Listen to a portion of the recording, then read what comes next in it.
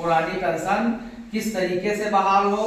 ये शासन सत्ता में बैठे हुए लोग, हमारे हुक्मरान हमारे हक और अधिकार को छीन के जो बैठे हुए हैं, स्वयं 2-2, 3-3 पेंशन ले रहे हैं, लेकिन हम लोगों को कुछ नहीं दे रहे हैं। सिर्फ लॉलीपॉप की तरह एनपीएस का हम लोगों को झांसा दिया गया है, जो सर्वथा अनुचित है। इसलिए हमारे राष्ट्रीय अध्यक्ष आदरणीय श्री विजय कुमार बंधु जी एक बहुत विस्तृत स्तर पर आंदोलन चला रहे हैं, जो देशव्यापी आंदोलन है। और इस आंदोलन में हम इतना कहना चाहते हैं कि विजय बंधु जी पे विश्वास इसलिए किया जा सकता है कि आदरणीय बंधु जी बिकाऊ नहीं टिकाऊ नेतृत्व करता है। क्योंकि हम लोगों ने देखा है कि उनको भी तमाम तरीके से सप्रेस करने की कोशिश की गई। अगर आज वो चाहते तो सांसद की श्रेणी में वो भी रहते, भले ही मनोनीत किए जाते राज्यसभा में या कहीं भी, उनको एडजस्ट करने की बहुत कोशिश की गई है, लेकिन लगातार वो पूरे देश में उनका कार्यक्रम करता रहता है और बहुत ही सुलझे हुए ढंग से वो चल रहे हैं, बिना कहीं भी किसी प्रकार से समस्या ये पैदा किए हुए। ना तो सरकार के किसी कार्य में वो व्यवधान डालते हैं, ना किसी प्रकार का हिंसक भाषण होती है। हम लोग गांधी जी के आदर्शों पे चलते हुए, सत्य और अहिंसा के मार्ग पे चलते हुए हम लोग सत्याग्रह कर रहे हैं पुरानी पेंशन के लिए। लगातार हम लोग संघर्ष जिस तरीके से करते आए हैं एनएमपीएस और अटेवा के बैनर तले, उसी प्रकार से हमारा पुनः कार्यक्रम घोषित हुआ है शीर्ष नेतृत्व के द्वारा। उसी पे हमको ध्यान देना है। पहला कार्यक्रम चल रहा है 12 जनवरी से लेकर के 19 जनवरी तक। 12 से 19 जनवरी तक हमको करना था जन संवाद कार्यक्रम। तो जन संवाद में आज हम अब शीतकालीन अवकाश होने की वजह से और कहीं पे संकल्प यात्रा चल रहा है, तो कहीं पे डिजास्टर वाला कार्यक्रम चल रहा है, इसलिए हम संख्या में बहुत कम हो पाए हैं, क्योंकि विद्यालय में ही पर्याप्त संख्या नहीं हो पा रही है। तो जितने भी हम हैं इतने पर्याप्त हैं, हम दृढ़ संकल्पित लोग हैं, हम अटेवा के बहादुर सिपाही हैं। आपने अमूल्य समय दिया है, इसके लिए हम आप सभी को साधुवाद देना चाहते हैं। और इस कार्यक्रम में आप लोग आए और अटेवा के विचार को और ओपीएस की लड़ाई को हम लोग बहुत अच्छे तरीके से लड़ रहे हैं।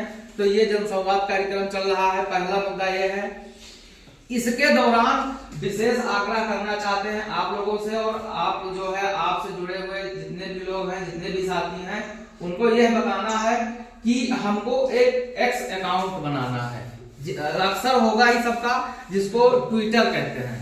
तो एक्स अकाउंट बनाना है, चूंकि अब सारी लड़ाई जो है जमीनी स्तर से तो लड़ ही रहे हैं, लेकिन सोशल मीडिया के जमीन पर भी उतरा जाना जरूरी है। और जैसा कि चल भी रहा है, तो एक्स अकाउंट बना करके हम एक दूसरे को भी फॉलो कर लें, ताकि हमारी पोस्ट ज्यादा लोग देख सकें और आदरणीय विजय बंधु जी को फॉलो करें। और हमारे बहुत ही यशस्वी और बहुत ही होनहार जिला अध्यक्ष हैं श्री अमर यादव जी, उनको फॉलो करें। और जो भी साथी हैं, गौरव पांडे हैं, मंडल स्तर पर हैं, अमर यादव जी हैं, ओम प्रकाश देव पासवान जी हैं, तो जो भी हैं अपने पदाधिकारियों को फॉलो करें और हम एक दूसरे को फॉलो करें कि जो पोस्ट हमारी है उसको रिट्वीट, और जो भी मतलब सोशल मीडिया की लड़ाई है वो भी बेहतर तरीके से लड़ा जा सके।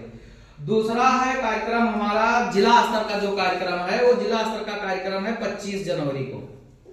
ये 25 जनवरी का जो कार्यक्रम है, इसको नाम दिया गया है मतदाता जागरूकता कार्यक्रम। मतदाता जागरूकता कार्यक्रम मतलब ये है, इसमें सिर्फ हमको इतना कहना है कि हमारी संख्या अच्छी खासी है पूरे देश भर में हमारी जो संख्या है वो काफी अच्छी खासी है। हम एक तरीके से जो सरकार को अगर हम मान लेते हैं कि एक मशीन है, सरकार अगर एक मशीनरी है और अब तो डबल इंजन का मशीन है, तो डबल इंजन का जो मशीन है, इसके जो कलपुर्जे हैं वो कोई और नहीं है, हम सरकारी कर्मी ही हैं। और इस सरकारी कर्मी में भी जो हमारा बेसिक विभाग है वो उसका हार्ट है। तो हमारी बहुत ज्यादा संख्या है।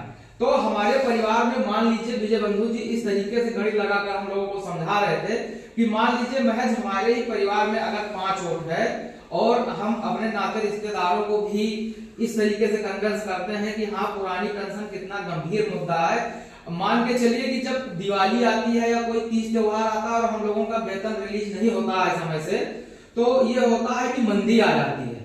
अब सोशल मीडिया तो रह गया है, बाकी मीडिया रह नहीं गया है। सारा मीडिया जो है अपने हिसाब से काम कर रहा है, शासन सत्ता के ही हिसाब से काम कर रहा है, उनके फेवर में बात कर रहा है। लेकिन अक्सर हम लोग अखबार में बचपन से ही पढ़ते थे कि वेतन नहीं आया सरकारी कर्मियों का, तो बाजार में मंदी है, गिरावट है।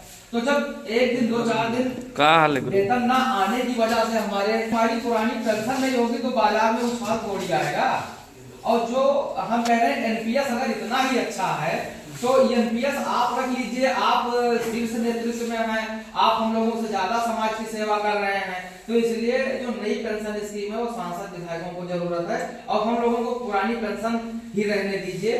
तो इसलिए जो है हम अपने मतदाताओं को जागरूक करेंगे कि आपके घर से भी, मान लीजिए आपके घर से कोई सरकारी नौकरी पेशा में है तो बहुत अच्छी बात है, नहीं है तो हर कोई व्यक्ति अपने आने वाली जनरेशन को सरकारी नौकरी पेशा में ही ले जाना चाहता है, क्योंकि इसको सिक्योर माना जाता था। लेकिन पुरानी पेंशन न होने की वजह से बहुत ज्यादा सिक्योरिटी नहीं है, एकदम निजीकरण की तरफ सारी संस्थाओं को बढ़ा रहे हैं। तो उसमें ये होगा कि हम लोग जैसे मान लीजिए कि पूरी जवानी हम सेवा में खपा रहे हैं, तो हमारी वृद्धावस्था में तो एक निकम्मी औलाद की तरह, जैसे निकम्मी औलाद होती है कि उसके पिताजी उसको पाल पोस के बड़ा कर देते हैं, उसको कमाने खाने लायक कर देते हैं, अंत में वो कहता है कि माताजी या पिताजी आपने हमारे लिए किया ही क्या, फला व्यक्ति ने तो जो है अपने बच्चे के लिए ये कर दिया वो कर दिया। लेकिन किसी के भी माता पिता हो तो यथाशक्ति क्या करते हैं, अपने बच्चे को मतलब शीर्ष पर ही ले जाना चाहते हैं, अपने से बेटर लाइफ ही देना चाहते हैं। लेकिन अंत में एक निकम्मी औलाद जो होती है वो अपने माँ बाप को वृद्धाश्रम तक पहुंचा देती है, भले ही उसको उसके माँ बाप ने डीएम बना दिया हो। तो ऐसे हमारी सरकारों का हाल है कि हम पूरी तन्मयता के साथ में सेवा करते हैं, जाड़ा गर्मी बरसात कुछ भी हो, आपको जो है एसी में भी ठंडी का अनुभव हो रहा होगा, लेकिन हम चाहे ठंडी हो या गर्मी हो, चाहे हमारी आर्मी हो या साधारण सफाई कर्मचारी हो, हर किसी का जो जिसका असर है वो उस हिसाब से देश की समाज की सेवा कर रहा है। तो उसका पारितोषिक आपने ये किया कि पहली बार जब आप स्थिर सरकार बनाते हैं तो आप पुरानी पेंशन ही खत्म कर देते हैं और आपको कुछ नहीं सोचता है। तो हम इतना कहना चाहते हैं कि अपने मतदाताओं को जागरूक करना, इसीलिए यह कार्यक्रम 25 जनवरी को चलाया जा रहा है जिला स्तर पर। उसमें हमें ज्यादा से ज्यादा संख्या में पहुंचकर जो है अपनी ताकत दिखाना है सरकार को कि अगर आप मशीन है तो हम आपके कलपुर्जे हैं, और अगर एक भी नट बोल्ट ढीला हो गया तो आप संभाल नहीं पाएंगे, आपकी मैन्युफैक्चरिंग अच्छे से हो नहीं पाएगी। उदाहरण के तौर पर हम इतना ही कहना चाहते हैं कि जो आने वाला इलेक्शन है, अगर उसी में सिर्फ एक विभाग ढील दे देगा, नहीं जाएगा, तो आप इलेक्शन नहीं करवा पाएंगे। कोई भी ये बेसिक विभाग अगर नहीं जाएगा, बहिष्कार कर देगा, आप क्या कर लेंगे? सारे लोगों को सस्पेंड कर देंगे क्या? असंभव है, सभी को आप सस्पेंड नहीं कर पाएंगे, सारे लोगों के ऊपर आप कार्रवाई कर देंगे, वेतन रोक लेंगे। हाँ ठीक है, वेतन रोक लेंगे, हम लोग आमरण अनशन पर बैठ जाएंगे। अभी तो हम वही है, जब प्रभु श्री राम 3 दिन तक अनुनय विनय कर रहे हैं तो अथाह सागर जो है समुद्र राज के समझ में कुछ नहीं आ रहा है। भगवान राम को भी वो बेवकूफ समझ रहे हैं जो पूरे ब्रह्मांड को साधने की शक्ति रखते हैं, लेकिन जब वो अपना बाण साध देते हैं तो फिर हिलने लगता है जो है समुद्र। तो वही स्थिति परिस्थिति है। और जैसे कुछ समाज में या हमारे ही समाज में या हमारे ही विभाग से या सरकारी सेवा पेशे में होते हुए भी जिनको पुरानी पेंशन का मजा मिल रहा है, या नए लोग हैं जल्दी एकदम बालू की तरह गर्म हो जाते हैं, ठंडे हो जाते हैं, ऐसे लोग जो है ऐसे लोग जो है जल्दी निराश हो जाते हैं। वो एक्साइट भी बहुत तेजी से होते हैं और निराश भी जल्दी से हो जाते हैं। तो ऐसे लोगों के झांसे में नहीं आना, ऐसे लोगों के इंप्रेशन में नहीं आना है। अगर सही समय पर सही निर्णय ले लिया जाए तो बहुत कुछ होता है। क्योंकि जब जो है इस ही सरकार ने जब किसान बिल पारित किया था तो बहुत ही घातक था, सभी किसान जागरूक हुए और हमको लग रहा 20% या 25% किसान गए होंगे, 70-75% किसान घर पे ही थे, लेकिन उन्हीं 20-25% जो दृढ़ निश्चयी किसान थे उन्होंने सरकार को डिगाने का काम किया है। राकेश टिकैत जैसे नेताओं का जो है नेतृत्व रहा है और उन्होंने सरकार को विवश कर दिया और उनको बदलना पड़ा। वो साल भर टिके रहे, 6 महीने टिके रहे, लेकिन निर्णय सरकार को बदलना पड़ा। तो ये नहीं कहा जा सकता है कि हम ये काम असंभव है, काम कोई असंभव नहीं है। इधर आप हाल फिलहाल में ले लीजिए ट्रक ड्राइवर, ना बहुत ज्यादा पढ़े लिखे होते हैं, ना कोई बहुत ज्यादा उनको राजनीतिक समझ होती है, लेकिन उनके पास दृढ़ निश्चय था। उनको लगा कि हमारी कंडीशन है डू और डाई। महात्मा गांधी जी ने भी जब अंग्रेजों भारत छोड़ो आंदोलन के समय उन्होंने करो या मरो का नारा दिया था, एकदम वैसी स्थिति ही आ गई थी। तो ऐसी स्थिति हमारे पास भी आ रही है, अब आ ही चुकी है, समझ लीजिए।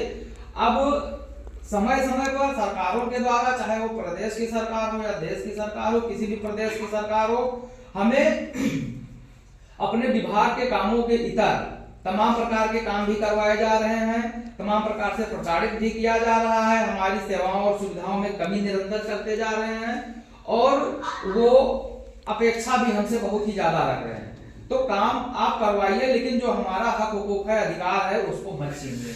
तो इसीलिए हम डबल इंजन सरकार को आगाह करने के लिए, उनको सचेत करने के लिए, चेतावनी करने के लिए जो हमारे दूसरे चरण का कार्यक्रम है मतदाता जागरूकता अभियान, वो 25 तारीख को 25 जनवरी को चलेगा गोंडा में। इसका समय मिल गया है, आदरणीय डीएम साहब से परमिशन मिल गई है हमारे अध्यक्ष जी को। 12 बजे से कार्यक्रम होगा, लेकिन हम लोग 10:30 बजे और 10 बजे से ही गांधी पार्क में इकट्ठा होना शुरू कर देंगे, ताकि हम लोगों की अच्छी खासी संख्या गांधी पार्क में हो। वहां पे भी हमारे नेताओं का संबोधन होगा। अच्छा, अटेवा में नेता एक शब्द बोला जाता है, नेता मतलब नेतृत्व करता, सिर्फ नेतृत्व ही किया जा रहा है। जो आधुनिक नेता है वैसा कोई बिहेवियर अटेवा टीम के द्वारा नहीं किया जाता है। ना हम लोग किसी को पुष्प गुच्छ दे करके ऐसा कुछ करने जाते हैं। भाई मान सम्मान की बात नहीं, लेकिन ये नहीं कि हाँ कोई अधिकारी आ गया तो उसके आगे पीछे घूमने वाला काम अटेवा का कोई भी पदाधिकारी नहीं करता है उसको। और अटेवा ही एक संगठन है कि उसके सारे पदाधिकारी साथ समय अपने विद्यालय में पढ़ाते हुए, कार्य करते हुए मिलेंगे। ये अटेवा की जिम्मेदारी है, बाकी अन्य संगठनों की बात नहीं की जा सकती है। तो अटेवा ऐसा संगठन है कि तन्मयता से काम करता है और अपने हक हुकूक की लड़ाई छुट्टी के समय में ही लड़ता है, छुट्टी के समय में ही लड़ता है। इस तरीके से आदरणीय विजय बंधु जी का कार्यक्रम सेट होता है कि हमको छुट्टी भी लेने की जरूरत नहीं पड़ती है, अपने ही छुट्टी से हम काम निकाल लेते हैं और ना सरकार के किसी भी कार्य में हम बाधा पहुंचाते हैं। तो इसलिए हमारा आंदोलन निरंतर सफल होता जा रहा है। हमें सिर्फ उनके कानों तक आवाज पहुंचाना है कि अति हो रही है, आप संभल जाइए, वरना आपका सिंहासन आपकी बकौती नहीं है। आपको कितनी सरकारें आई और गई, कितने राज्य और रजवाड़े आए और गए, शासन सत्ता परिवर्तन होने में समय नहीं लगता है। सिर्फ और सिर्फ प्रजा का, जनता का मन बदल जाए बस। तो और तीसरे स्तर का, जो तीसरे चरण का कार्यक्रम है, वो हमारा है 4 फरवरी का कार्यक्रम। जो आपका कार्यक्रम है 4 फरवरी, 4 फरवरी को लखनऊ में कार्यक्रम है, राजधानी पे कार्यक्रम है। 4 फरवरी को run for OPS, run for OPS. तो ये जो रन फॉर ओपीएस होगा, ये हमारा लखनऊ में होगा कार्यक्रम। तो इस पे विशेष ध्यान देना है। 25 तारीख को जो मतदाता जागरूकता है, ये गांधी पार्क से लेकर के बाबा साहब अम्बेडकर चौराहे तक जाएगा। और जो हमारा रन फॉर ओपीएस है, ये लखनऊ में हम लगभग 6 से 7 किलोमीटर दूरी कवर करेंगे लखनऊ में। और इसमें रन फॉर ओपीएस में जो 4 फरवरी का कार्यक्रम है, इसमें एक फ्री साइज का टी शर्ट की व्यवस्था करवाने की व्यवस्था कर रहे हैं। तो उसमें जैसे हकीकत यह है कि टी शर्ट सबको दी जाएगी। जो भी वहां जाएंगे जिले से, अपने जिले से 3000 से लेकर के 4000 टी शर्ट की व्यवस्था करवाने की बात चल रही है। तो उसमें सभी पदाधिकारी तो डोनेट कर ही रहे हैं, लेकिन उसमें अभी मतलब 23 तारीख को मीटिंग है जिले की, जो कैडर मीटिंग होती है जिले स्तर पर पदाधिकारियों की, उसमें बातचीत होगी। तो क्या होता है, निर्णय हो सकता है कुछ। तो वैसे टी शर्ट तो पड़ जाएगी 300 सवा 300 की, लेकिन उसमें जो सहयोग की बात आएगी तो वो बताया जाएगी 100 200 300, जो भी यथाशक्ति यथा इच्छा करना होगा वो हम लोगों को सूचित किया जाएगा। तो इतनी ही बात कहनी है कि हमें अपने हक और हुकूक के लिए लड़ना है, कोई तीसरा लड़ने नहीं आएगा। और अभी समय है तो अभी काम कर लिया जाए। अगर अच्छे से ये हमारे 2 कार्यक्रम जो बचे हुए हैं 25 जनवरी और 4 फरवरी को, इसमें अगर हम लोगों ने अपना अच्छे से आवाज बुलंद कर ले गए, अपनी संख्या बल दिखा ले गए, तो सरकार अब 1 अक्टूबर को इतना अच्छा कार्यक्रम हुआ है। ये दावा किया जा रहा है कि पूरे विश्व में इस तरीके की रैली नहीं हुई है। अब मीडिया उसको छुपा ले गई, दबा ले गई, लेकिन सरकार के जो सिस्टम है, सिस्टम में जो उसकी खुफिया तंत्र है, उनको सारी जानकारी है, रहती है। जिले स्तर पर जो कार्यक्रम होता है उसकी भी जानकारी उनको पहले ही हो जाती है, अनुमानित जानकारी हो जाती है शासन प्रशासन को। तो इससे उनके ये नहीं है कि उनको दहशत नहीं है, लेकिन वो उस चीज को शो नहीं कर रहे हैं। उनके अंदर दहशत है, वो समझ रहे हैं हमको लागू करना पड़ेगा और वो चीज दिखाई पड़ेगी। जो बजट सत्र आने वाला है उसमें करने वाले हैं 40 से 45% फिक्स करने वाले हैं एनपीएस में, लेकिन हमको 40 से 45% एनपीएस नहीं चाहिए। एक बात और हम जोर दे करके कहना चाहते हैं कि ये सरकार नाम बदलने में बहुत माहिर है। ये डबल इंजन की जो सरकार है, दोनों इंजन नाम बदलने में बहुत माहिर है। ये नाम बदलते हैं, तो नाम बदलने से अगर गरीबी और दरिद्रता का नाम अमीर और धन्ना सेठ कर दिया जाए तो हमारे जीवन स्तर में कोई परिवर्तन आने वाला नहीं है। तो इसीलिए अगर आपको मान लीजिए हार पसंद नहीं है, आप हार कर भी अपनी हार नहीं मानते हैं, तो हम इस मंच के माध्यम से उस सरकार के कानों तक पहुंचाना चाहते हैं ये बात कि आप ओपीएस का नाम ही बदलकर एनपीएस कर दीजिए, लेकिन सुविधाएं हमारी ओपीएस वाली ही रहने दीजिए। चलिए आप ही जीत गए, हम ही हार गए, लेकिन ये सवाल हम विरोधाभास का नहीं है, विरोध का नहीं है, आंदोलन का नहीं है, बगावत का नहीं है। ये सवाल हमारे पेट का है कि वृद्धावस्था में हमारा काम कैसे चलेगा, क्योंकि हमारी सारी जवानी तो आपकी सेवा में निकल जाएगी। तो सरकार से निवेदन है कि हमारे वृद्धावस्था के बारे में सोचिए, या ज्यादा से ज्यादा आप देवालय और शौचालय और जो है विद्यालय खोलने की बात करते थे, तो क्या आप ज्यादा से ज्यादा वृद्धाश्रम खोलना चाहते हैं क्या? तो इसीलिए हम अपने शब्दों को विराम देना चाहते हैं और भी साथी जो अपनी बात रखना चाहें वो रखेंगे, लेकिन जय युवा जय